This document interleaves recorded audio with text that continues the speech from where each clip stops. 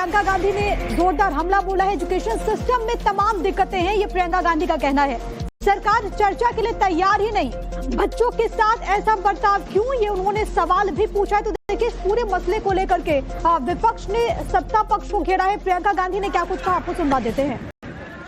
हम सब कह रहे हैं डिस्कस करो, एजुकेशन पॉलिसी में प्रॉब्लम्स हैं, बड़े बड़े इश्यूज हैं, आप डिस्कस करने के लिए राजी नहीं है और बच्चों पे आप टीयर गैस कर रहे हो और उनकी पिटाई कर रहे हो, किस लिए? बच्चे हमारे। तो बच्चों के साथ ऐसा बर्ताव क्यों, ये प्रियंका गांधी ने सवाल पूछा है। आपको ये बताते चले कि कई सांसद जो कि वहां पर पहुंचे भी हैं, लेकिन कुल मिलाकर के इस वक्त भारी तनाव की स्थिति देखने को मिल रही है। जहां से तस्वीरें हम लगातार आप तक पहुंचा रहे हैं, आप सोचिए ये हाईली सेंसिटिव जोन है, यहाँ पर भीड़ का एकत्रित होना मना है। परमिशन ली जाती है अगर आपको मार्च निकालना होता है तो, हालांकि इजाजत नहीं मिली, लेकिन उसके बावजूद ये तमाम जो हुजूम है वो आगे बढ़ता हुआ। अभिषेक, आपने तो लगातार ये जो तमाम लोग वहां पर पहुंचे उनसे बात भी की है। एक वो लोग जो कि इस पूरे प्रोटेस्ट में काफी ज्यादा एक्टिव शुरू से नजर आ रहे थे, एक वो लोग जो कि सिर्फ आज वहां पर मार्च में सम्मिलित होने के लिए पहुंचे हैं, जिनके पास तो ये इन्फॉर्मेशन भी नहीं पहुंच पाई है कि सरकार की तरफ से बातचीत की पहल हुई है।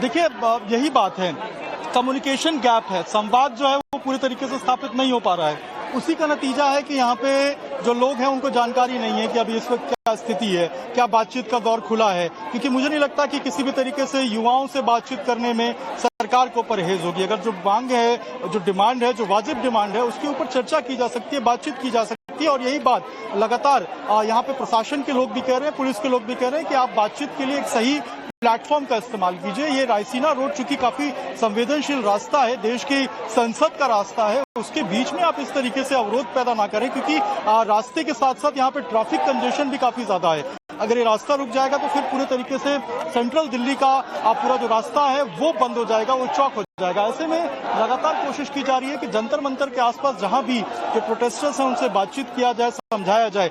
मांग जो है वो मांग कितनी वाजिब है उसके ऊपर चर्चा की जा सकती है, क्या मांग है उसके ऊपर चर्चा की जा सकती है। और लगातार हम इस बात को कह रहे हैं कि जिम्मेदार चैनल होने के नाते हम भी लगातार जो लोग देख रहे हैं, जो प्रोटेस्टर्स आने का सोच रहे हैं, जो लोग प्रोटेस्ट में हैं वो देख रहे हैं, उनसे हम रिक्वेस्ट कर रहे हैं कि आप इस तरीके से जो कानून व्यवस्था है उसको ना खराब करें, अपनी जो मांग है वो सही पटल पे रखें और एक तरीके से जो गतिरोध है उसको समाप्त करने की कोशिश करें। क्योंकि कई सारे इसमें ऐसे प्रोटेस्टर्स हैं जो बिहार से आए हैं, जो झारखंड से आए हैं, अलग अलग राज्यों से आए हैं, वो सुबह से भूखे हैं, सुबह से प्रोटेस्ट में शामिल हैं। ऐसे में कब तक वो रहेंगे, तबीयत खराब हो सकती है, कई सारी ऐसी बातें हैं जिनका ध्यान जो है वो रखना होगा।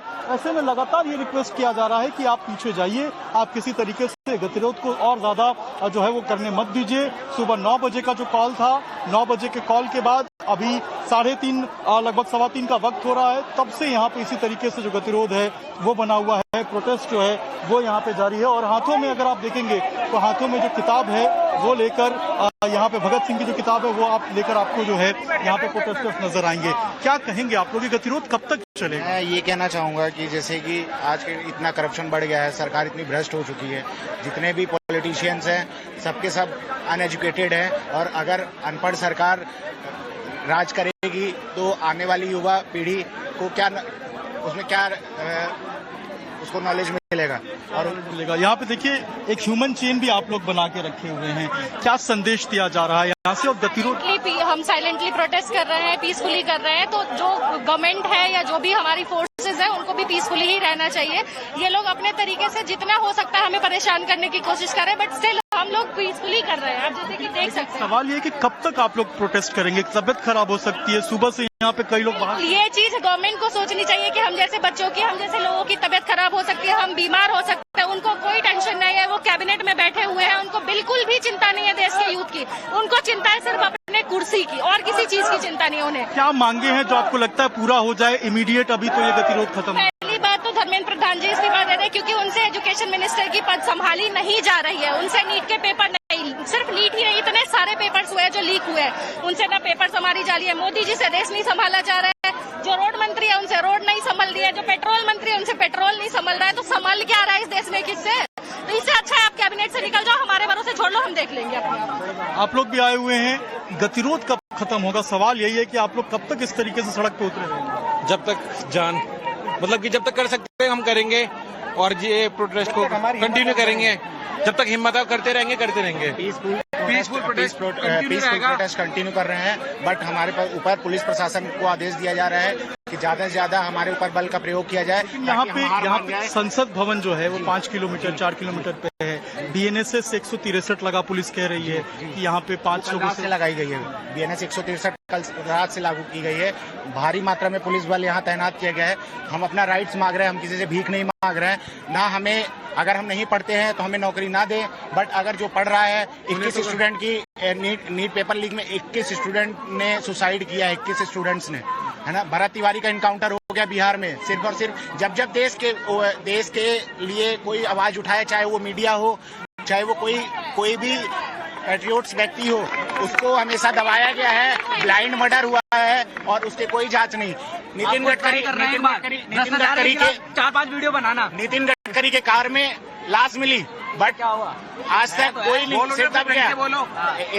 इथेनॉल मिक्स करके सबकी गाड़ियां खराब हो रही। अभी ऐसा इमीडिएट क्या हो जाए? सरकार या फिर प्रशासन से ऐसी क्या बातचीत हो जाए कि प्रोटेस्ट अभी खत्म? पहले तो रेजिग्नेशन ही देंगे ना, उसके बाद हमें लगे तो सही कि एटलीस्ट कंसिडरेट तो है ना, कंसिडरेट हो। बात भी नहीं करी इन्होंने, आप इतना देख रहे हो। आप दरवाजे खोल रहे हैं बातचीत के, क्या लग रहा है? तो ये इतना करने के बाद अगर ये और घसीटेंगे तो और हम और प्रोटेस्ट करेंगे तो है ही ना। प्रोटेस्ट थोड़ी रोक सकते हैं, और कोई तरीका है आप बताने? हम सरकार से बात तक नहीं कर सकते। आप कुछ भी बोलोगे या तो पुलिस चार्ज होगा या तो ईडी आएगा, कुछ भी।